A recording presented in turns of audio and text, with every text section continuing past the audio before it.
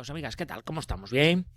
Bueno, pues hoy vamos a explicar el artículo 26 de la Ley General Tributaria, los intereses de demora, que tantos calentamientos de cabeza nos da tanto en las posiciones como en la vida real. Recordaros, voy a dejar la cajita de información, ¿vale? Os dejo el enlace que preparamos, que si queréis prepararos con nosotros las oposiciones de técnicos, inspectores o agentes de Hacienda, pues nada, tenemos aquí estamos, tanto la modalidad online como la modalidad flash, como la modalidad presencial. Si queréis, pues nada, podéis probar este mes sin compromiso ninguno. Bueno, amigos, sin más dilación, pasamos a la acción. Bueno, vamos a comenzar con el artículo 26 de intereses de demora.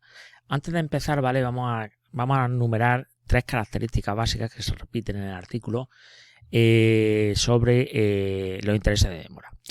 Primero, no se exigen intereses de demora por el tiempo de retraso por parte de la administración en resolver, ¿vale? Eso es algo bastante, bueno, pues es bastante coherente, ¿no? Se supone. No exigencia de intereses sobre las sanciones por todo el periodo en el que ha estado suspendido en vía administrativa, ¿vale? Esto lo tenemos en el artículo 112. Y establecer un tipo de interés reducido, que sea el interés legal, que actualmente está en el 3%, en los casos de aplazamiento, fraccionamiento o suspensión de actos impugnados con aportación de aval de entidades financieras o de seguro de crédito o caución. Vale, estas son tres características bastante interesantes del artículo 26. Pero bueno, no obstante, vamos a ir desglosando el artículo punto a punto. Empezamos con el 26, el punto 1. Dice, el interés de demora es una prestación accesoria que se exigirá a los obligados tributarios a los sujetos infractores como consecuencia de la realización de un pago fuera de plazo o de la presentación de una autoliquidación o declaración de la que resulta una cantidad a ingresar una vez finalizado el plazo establecido al efecto en la normativa tributaria, del cobro de las devoluciones improcedentes o en el resto de los casos previstos en la normativa tributaria. La exigencia de interés de demora tributario no requiere previa intimación de la administración y la concurrencia de un retraso culpable en el obligado. Bueno, aquí no te da una definición, ¿vale?, exacta de lo que es el interés de demora, pero bueno, te da una prestación accesoria, pero bueno, el artículo 26 no te define lo que es interés de demora, pero bueno, lo que te define es una serie de causas en las cuales se supone que se exige el interés de demora. Ahí, pues básicamente, sobre todo, pues cuando hay un perjuicio de la administración, quiere decir que no se hacen los pagos, o cuando hemos pedido mayor solicitud de la que nosotros se supone que necesitamos, ¿vale? O sea, de la que nos corresponde, mayor devoluciones, por lo tanto hemos disfrutado de un dinero en el bolsillo, por lo tanto hay que pagar ese dinero, por ese tiempo que ha estado el dinero con nosotros. Luego, por otro lado, en el segundo párrafo te dice que la exigencia del interés de demora tributario no requiere la previa intimación de la administración y la concurrencia de un retraso culpable en el obligado. ¿Qué nos indica esto? Bueno, pues el interés de demora, ¿vale? Tiene su causa de ser es sobre todo en la naturaleza indemnizatoria, ya hemos dicho antes, por los daños que han causado a la administración, bien sea por el retraso en el pago de las cantidades o las cantidades que se han disfrutado indebidamente, ¿vale? Que son las devoluciones improcedentes, digamos. Como digo, su exigencia, según dice el artículo, se produce con carácter objetivo, quiere decir al margen del dolo o culpa por parte del interesado, ¿vale? Quiere decir, si se dan esas circunstancias, pues evidentemente en el punto 2 te dice cuando se exige un interés de demora, independientemente de que haya habido causa o dolo por parte del obligado tributario, a la administración eso le da igual. Por lo tanto, se basa en una causa objetiva, no una causa subjetiva. Si existe culpa o dolo a la administración, eso le da igual. Bueno, pues pasamos con el punto 2.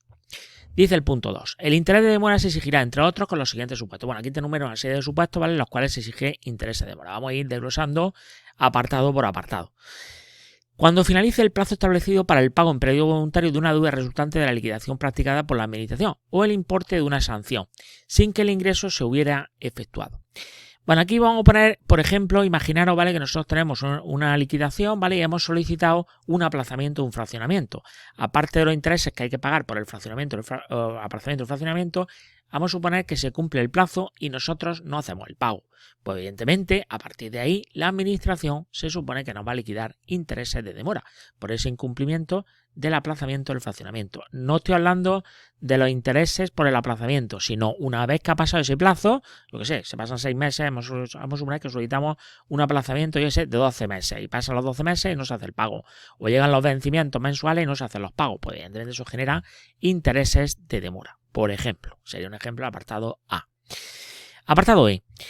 Dice el apartado B, cuando finalice el plazo establecido para la presentación de una liquidación o declaración sin que hubiera sido presentada incorrectamente, salvo lo dispuesto en el artículo 27.2 de esta ley relativo a la presentación de declaraciones temporáneas sin requerimiento previo, ¿vale? Bueno, vamos a suponer, ¿vale?, que tenemos aquí, por poner un ejemplo que quede bastante claro, ¿vale?, por no meternos con la autoliquidación y todo eso, vamos a suponer una liquidación de la administración en los cuales se le exige la cuota, el pago y una serie de intereses, ¿vale? Por lo tanto, se supone que la administración le va a liquidar intereses al obligado tributario, salvo que como consecuencia del artículo 27 se haya presentado una declaración temporánea sin requerimiento previo y sea inferior a 12 meses desde la fecha de vencimiento, ¿vale? En ese caso, pues se supone que, ya sabéis que el artículo 27, la declaración temporal sin requerimiento previo, ¿vale? Se supone que a partir de los 12 meses sería un 15% con la actual modificación que hay de la ley, que se modificó en julio con la ley del fraude fiscal, ¿vale? En el artículo 27, el punto 2, sería mayor a 12 meses. Si es mayor a 12 meses, ¿vale? Pues se supone que se pagaría el 15% más los intereses de demora con la nueva normativa. Seguimos, el apartado C. Dice el apartado C, cuando se suspenda la ejecución del acto, salvo en el supuesto de recursos y reclamaciones contra sanciones, durante el tiempo que transcurra hasta la finalización del plazo de pago en periodo voluntario abierto por la notificación de la resolución que ponga fin a la vía administrativa. Vale, se supone que si tenemos, cuando se suspenda la ejecución del acto, en el supuesto de que tengamos recursos contra una sanción, ¿vale? O reclamación contra una sanción, en ese caso una excepción. No se exigen intereses de demora, lo tenéis en el artículo 212, si no recuerdo mal, ¿vale? Sin embargo, cuando tenemos un recurso de reposición o una reclamación administrativa, ¿vale?, cuando se supone que se impugne que haya que ingresar como consecuencia del acto que se ha querido impugnar vía recurso, ¿vale?, pues se supone que hay que pagar intereses de demora todo el periodo que ha estado suspendido, ¿vale? O sea, para que se entienda esto, imaginaos que ponemos un recurso, ¿vale?, contra la administración, porque resulta que tenemos que pagar 1.000 euros, por ejemplo, ¿vale? Nosotros ponemos un recurso y sin embargo, por la administración, mientras que resuelve el recurso, pues evidentemente no te da la razón y se supone que tú tienes que pagar esos 1.000 euros. Por lo tanto, si tú tienes que pagar esos 1.000 euros, el periodo ese que es un mes para resolver, evidentemente tienes que pagar intereses de demora, ¿vale? Se refiere a eso. Porque evidentemente si te dan la razón, no tienes que pagar nada, pues no tiene sentido que tengas que pagar intereses de demora, ¿vale? Siguiente, el apartado D. El apartado D, cuando se inicie el periodo ejecutivo, salvo lo dispuesto en el 28.5 de esta ley respecto a los intereses de demora, cuando sea exigible el recargo ejecutivo, el recargo de apremio reducido. Ya sabéis que cuando se notifica la notificación de la providencia de apremio, eso se abre el plazo del 62.5. Si se pasa el 62.5, ya se supone que tendríamos el recargo de apremio el ordinario, que sería un 20%. Y a partir de esa fecha ya se empieza a generar también intereses de demora por el artículo 28. Pues este párrafo se refiere a eso. El apartado E dice, cuando se reciba una petición de cobro de deudas de titularidad de otros estados, entidades internacionales o supranacionales, conforme a la normativa sobre asistencia mutua, salvo que dicha normativa establezca otra cosa. Bueno, pues esto es cuando, ya hemos visto un ejemplo de asistencia mutua, cuando otro país te pide el pago por ejemplo, del pago de una deuda de un ciudadano que está aquí en España, ¿vale? Pues se supone que se generan también intereses de demora. Pero bueno, esos son los casos de asistencia mutua. El F. Nos dice por aquí el apartado F, cuando el obligado tributario haya obtenido una devolución improcedente, salvo que voluntariamente regularice su situación tributaria sin perjuicio de lo dispuesto en el artículo 27.2 de esta ley relativo a la presentación de las declaraciones temporáneas sin requerimiento previo. Vale, esto lo tenemos con una modificación que hubo el 11 de julio del 2021 a través de la ley del fraude fiscal. Bueno, ¿Qué nos indica esto de aquí? Pues esto lo que nos indica es que si nosotros, digamos, hemos recibido una devolución improcedente y antes de que ellos te la exijan, hacemos una declaración extemporánea sin requerimiento previo, ¿vale? Regularizamos nosotros voluntariamente, o sea, ingresamos a la Hacienda esa cantidad que no nos corresponde, pues evidentemente se aplicarían los recargos del artículo 27, pero no se aplicaría interés de demora, salvo que sea posterior a los 12 meses, en ese caso sí, habría que ingresar intereses de demora con el 15% de recargo, ¿vale? Os tenéis que ir al 27.2, ¿vale? Vale, el punto 3, dice el punto 3. El interés de demora se calculará sobre el importe no ingresado en el plazo o sobre la cuantía de la devolución cobrada improcedentemente y resultará exigible durante el tiempo al que se extienda el retraso del obligado, salvo lo dispuesto en el apartado siguiente. O sea, aquí es la cantidad que has dejado de ingresar.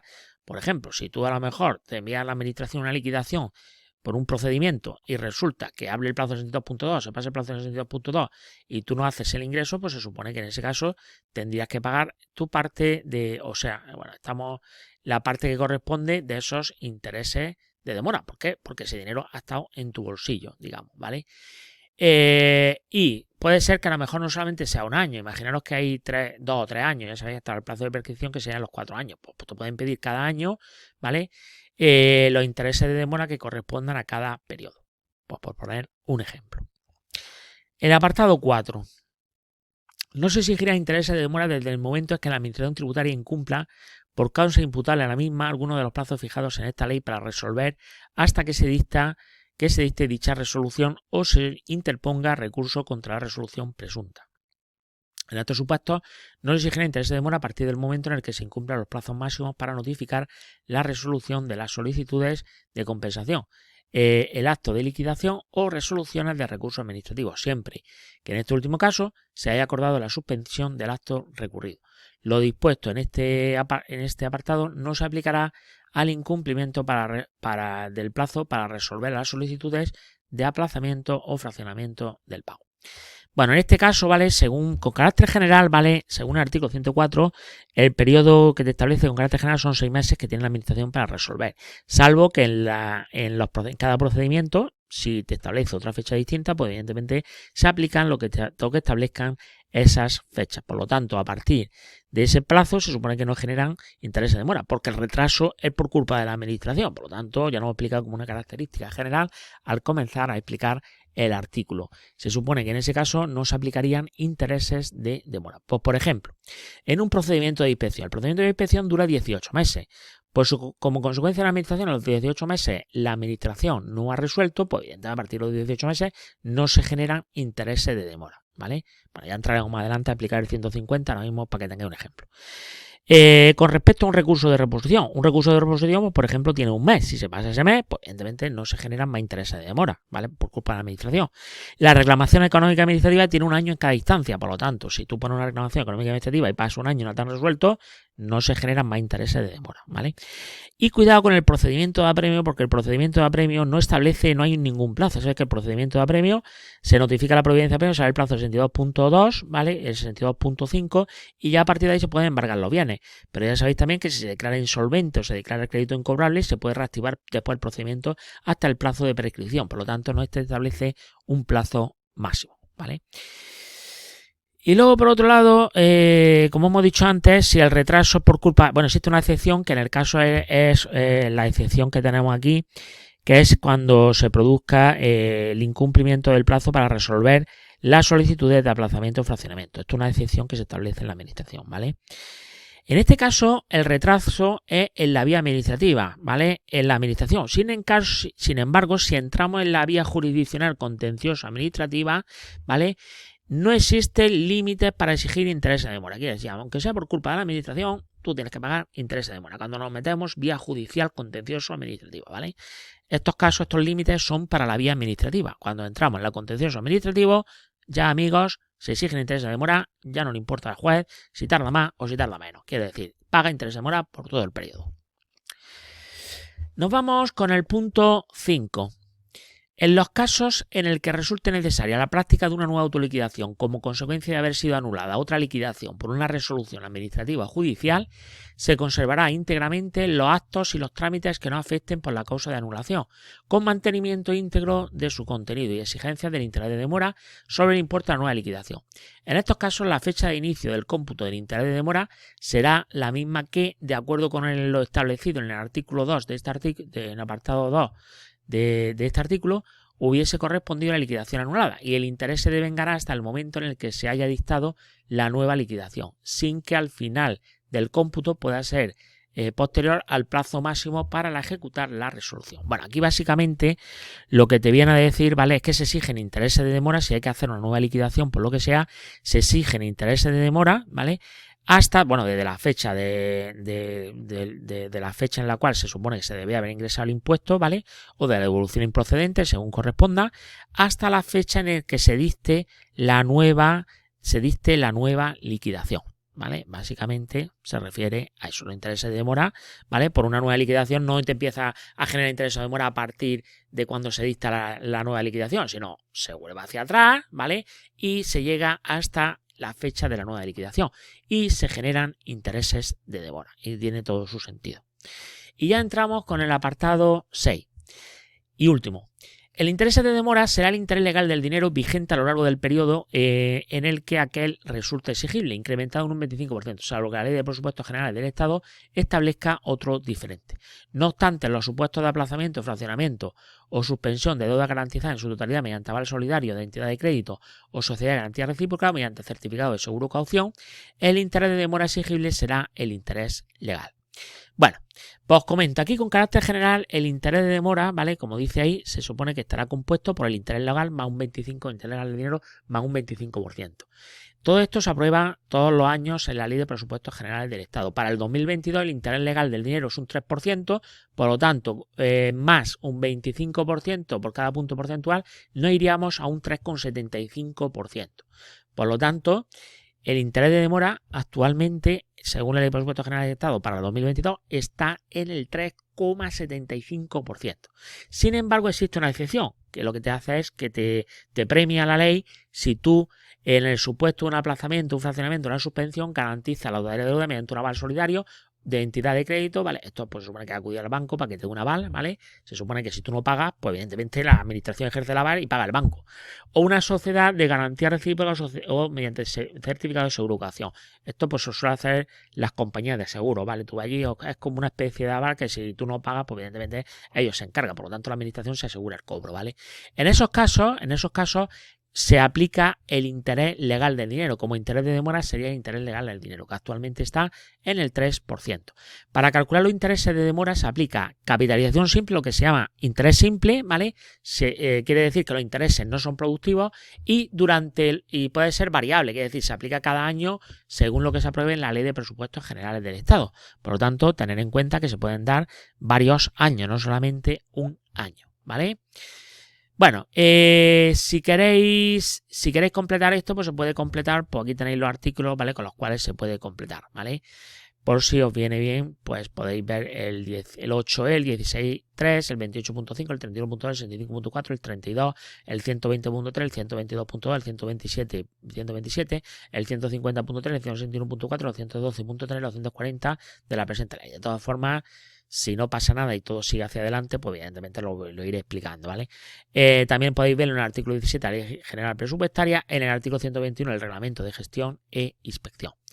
Pues nada, amigos, hasta aquí el episodio de hoy. Espero haber aportado valor. Si te gusta, dale al like, ¿vale? Si conoces a alguien que le puede interesar esta información, compártela.